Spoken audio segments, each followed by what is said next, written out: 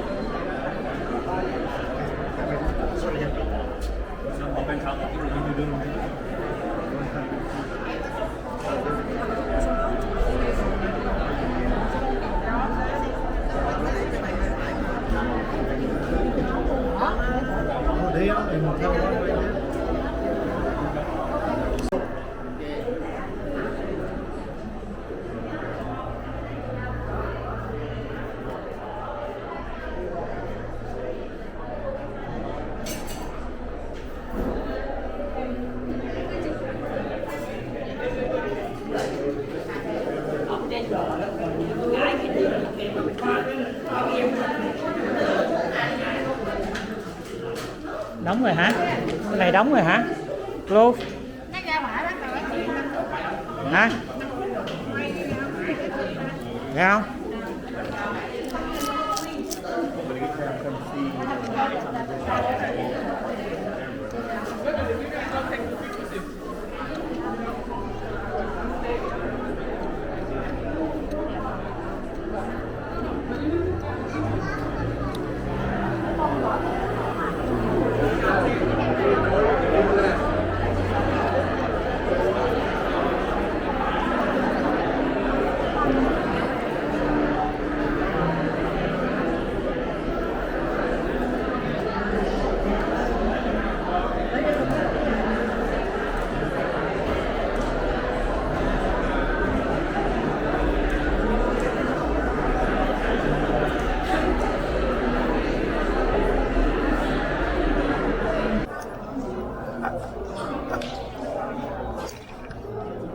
Okay, so just a quick intro. My name is Amy. I am one of my grandmother's 36 grandchildren. So I will be facilitating the program tonight. And what we're going to do right now is, actually before we start the video, if I could have you to please silence your cell phone, if you haven't. And then I am going to try to say that in Chinese and Vietnamese. Tránh đại ca tiền hóa con chi em.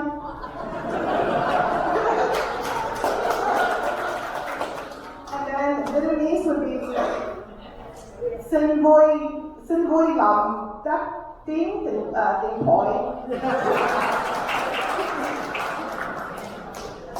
Thank you. Okay, and just so you know, the restroom is out the door to your right. Okay, you need to go. And again, if you have an important call, feel free to step outside and take it. We don't mind. So we'll go ahead and start the video. Thank you.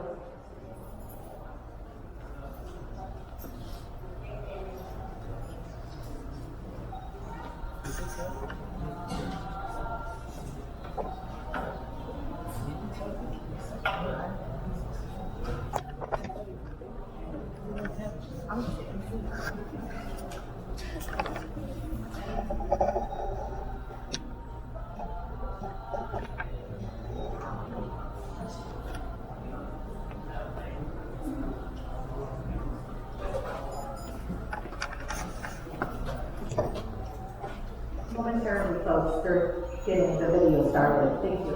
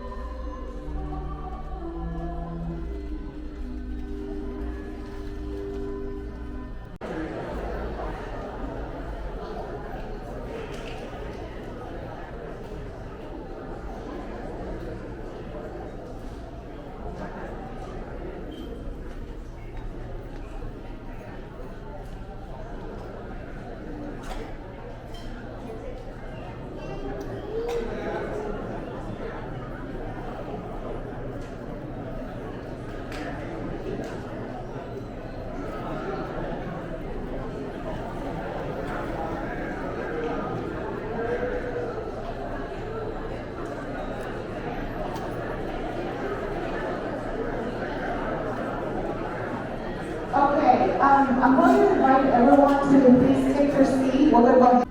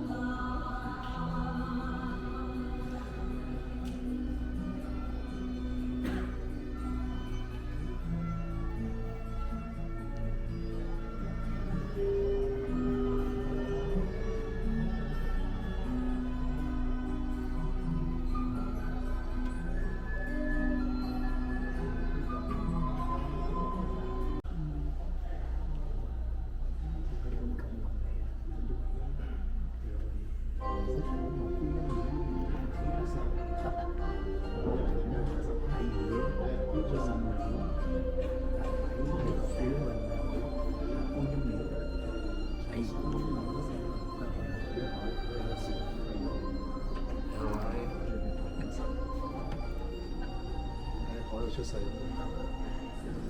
二仔，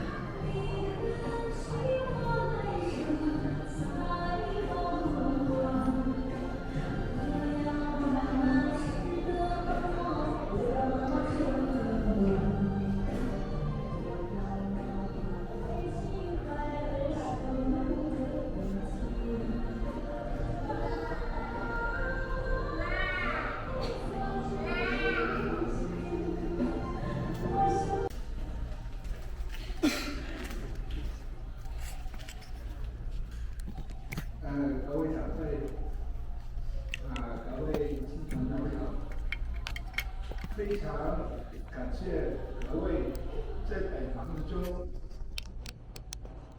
在这个炎热的天气来到为我母亲告别、吊唁，看这个会式花圈奠义，在失去母亲这个巨大的悲痛中，得到你们的光念，得到你们的慰问，得到你们的关心，这份情谊，我和我的家人永远铭记于心。在服丧的期间，如果不周的地方，恳请包涵。真诚的感谢你们到来，永远记得你们的爱。祝福大家身体健康、平平安安。谢谢大家。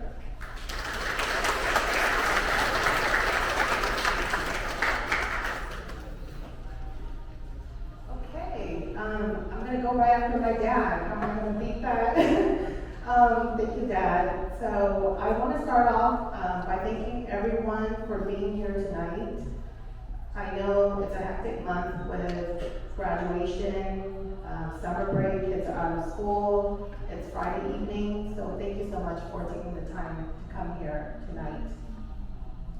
I'm going to start off giving a eulogy, and after I speak, my grandmother has grandkids and great-grandkids who will also be sharing their tribute.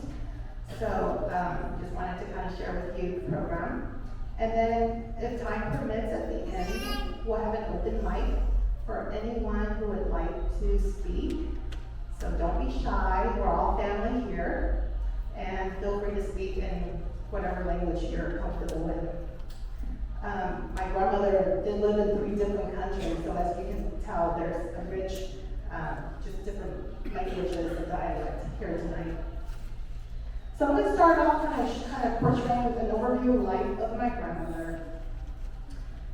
I call her Papa, which means grandmother in Chinese, and the great-grandchildren call her Lao Papa. So Papa was born in Hubei, China on August 19, 1924. She passed away at the age of 99 last week on a Monday.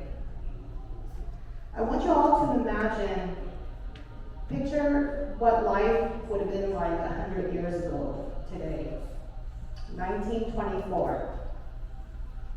For sure, there was no television, let alone much education for women growing up in the rural part of China. Many women during that time would get married and would be expected to be homemakers, just like my grandmother. Because of this, she would often refer to herself as being a simple and ordinary lady who didn't have much to show for it. I remember as a kid, I would compliment my grandmother or be in awe with her, and she would chuckle and shake her head, and she would say, which basically means, I don't know much, my grandkids, my great-grandchildren are way better than me. Well, you see, the truth is, nothing about my grandmother, Papa, was ordinary. First of all, if you knew her, her memory was out of this world extraordinary. Even at the age of 99, when you would come visit her at the nursing home, she could tell you specifically about yourself, your family, your mama's family, your mama's side of the family that you may not know about. 2 years ago, I went to visit her during the pandemic. And I said, wow, Papa, it's been so long since I've seen you, when we first finally had the face-to-face at my uncle's house. And she quickly corrected me. She's like, no, you were here 4 months ago outside of that house. You dropped off the soybean drink that your brother made me. And I was like, whoa, she's right. I did see her like 4 months ago. So this woman had it down by the month, what I bought, and whether I entered her house or not. Pretty scary, right? So you all should be proud of yourself for being here tonight, because she's probably on the other side keeping tabs of who showed up. Aside from her outstanding memory, her life was also nothing but ordinary. Papa entered this world during a time of immense political turmoil and conflict. There was still the aftermath of World War I and much poverty. And if that wasn't enough, she lived through World War II during her adolescent years. She married my grandfather at the age of 18, and they started as a young family. And during that time, they lived through one of the most horrific times in China when Japan occupied China, as there were massive Japanese war crimes against Chinese civilians. She and my grandfather were courageous because they left their home country to build a new life in Vietnam for their family. And during their journey to Vietnam, they gave birth to my father, who was just up here speaking, on a boat. As if that wasn't hard enough, going to a country, starting a new life, you don't speak the language, and have a baby on a boat while you're at it. So my grandmother was an amazing person. Well, obviously, they successfully made it to Vietnam. Otherwise, I wouldn't be standing here tonight. But once they got to Vietnam, life wasn't always so peaceful, as we all know about the Vietnam War. She finally came to the U.S. to join her children who had successfully escaped from Vietnam. Despite all of life's uncertainty, with it repeating over and over again for my grandmother, and the wars and the conflicts she endured, what remained clear for my grandmother was her strong family value. There was no war or chaos that could disrupt that. Her love and faith for the Bond family was solid. Her dream and goal to have the Bond family unite and live harmoniously in one country finally came to fruition when she came to the U.S. At the nursing home, she would proudly flash four representing 4 generations of the Bond family. And she expressed how proud she was to witness 4 of the Bond generation being so close-knit, living in harmony, loving, and caring for each other. There was not a single day where she was not, if you've seen on the video, been surrounded by family. It was like a revolving door of people coming in and visiting. And that's how much love that she felt. And there is an image, if you can remember, when by her bedside, we had our hands around her. So she was really cute, but she was, just kind of imagine like if you're a sports team, she was a team captain. She took all her hands, the grandkids' hand, the great-grandkids' hand, and she had it stacked against hers. And she basically had us make a pact to continue to live on, be good to each other, continue the loving Bond family to love and care for each other. And she expressed how happy and how proud she was of us. And at that moment, I felt like she witnessed it coming in full circle. Because what I want to say to her is, Papa, Mingaman Hai Gay Papa Hai, which basically means the reason why we're amazing is because Grandma, you're amazing. In conclusion, I want us to celebrate her life. Let's have her life and legacy sorrow and sad tears with joy in our hearts today and every day. I ask you to reflect on your fond memory of Papa. Is it her singing Lung Simba Jupandai?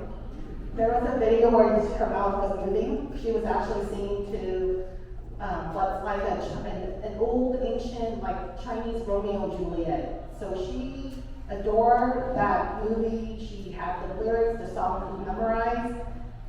And so that's one fond memory I have of my grandmother. Or is it her lovingness, where she loves to hold our hand? And she would just hold it, I mean, like her fingers would intertwine with our fingers, and she would ask, because of her good memory, would ask very specific questions about our life. And that's how much she shows us that she cares. It's not just a general, so how's work? She'll be like, so, you know, who does your dad love more? I mean, who does your child love more? His dad or his mom? Because, you know, the child sees the dad on different days. So anyway, that's how specific her sharp mind was. Or is your fond memory of Papa drying out the vegetables in the backyard, making dum chai, or making dough, which is like soybean paste sauce with the ground beef that you would eat with rice and jolt porridge? I want to share two fond memories I have of Papa.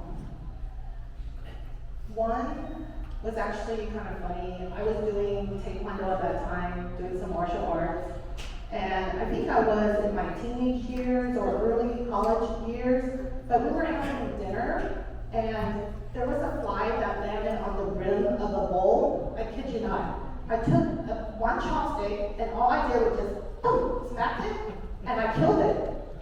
And my grandmother, she gave me like the world's biggest thumbs up, thinking it was my kung fu that did it. But little did she know it was pure luck, because I tried replicating that over the years, and I wasn't successful. But I never told my grandmother that. She lived in her heart. Very proud of that moment. And another memory I have that's very loving and very fond was her teaching me how to knit. I was 10 years old, and she taught me how to knit. And the crazy thing was, as I was preparing for this day, I was thinking, what am I going to share at my grandmother's funeral service? And out of nowhere, the image of a scarf came up, because that was the first thing that she taught me how to make. I couldn't make anything complicated. You just go straight and keep going. You know, that's what the scarf was. And then I'm like, where is that scarf? Where is it? And kid you not, I went to the closet, and I found it. So this scarf is 40 years old. And I couldn't imagine that I found it with such ease. And I think this is symbolic of my grandmother trying to remind us that she's just within reach. And she's here with us, that for us to move on and carry her memories in our heart, and to not be saddened because her life was precious to us. Come on, Paul. Thank you very much. We love you very much.